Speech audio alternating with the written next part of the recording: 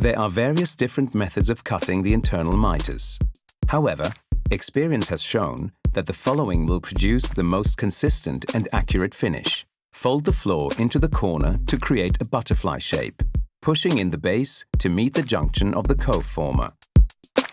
The point at which you cut to is crucial to the success of the mitre. To find this point, make sure the tops of the two edges of the material are parallel, and the point where they meet is the point you need to cut to. Make a small cut at the base of the mitre. You now need to turn the knife around and make the cut to the top of the material where the two parallel edges meet.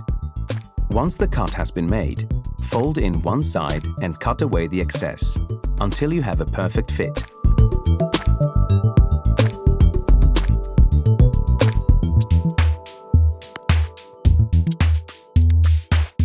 Then repeat this on the other side.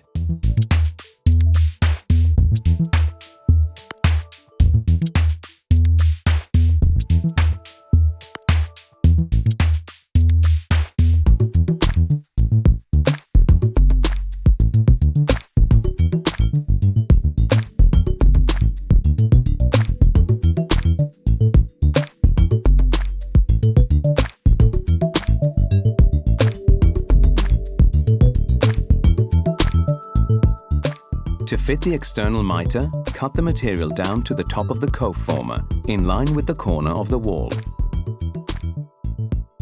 Then continue cutting the floor at a 45-degree angle, following the mitre of the cove former.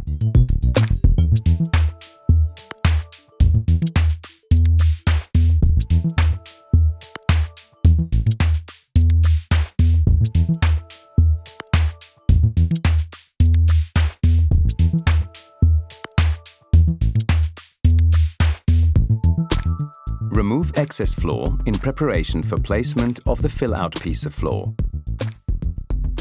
When cutting the floor in preparation for the cut-out piece, ensure that a small radius is left.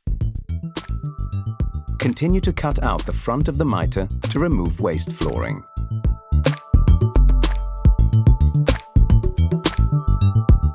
When you fit the make-out piece, take a separate piece of Altro safety floor coated with contact adhesive.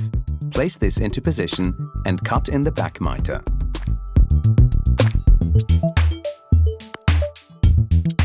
It is important to cut between the wall and the Altro safety floor that you have already fitted, as this will form a natural V-section to take the weld.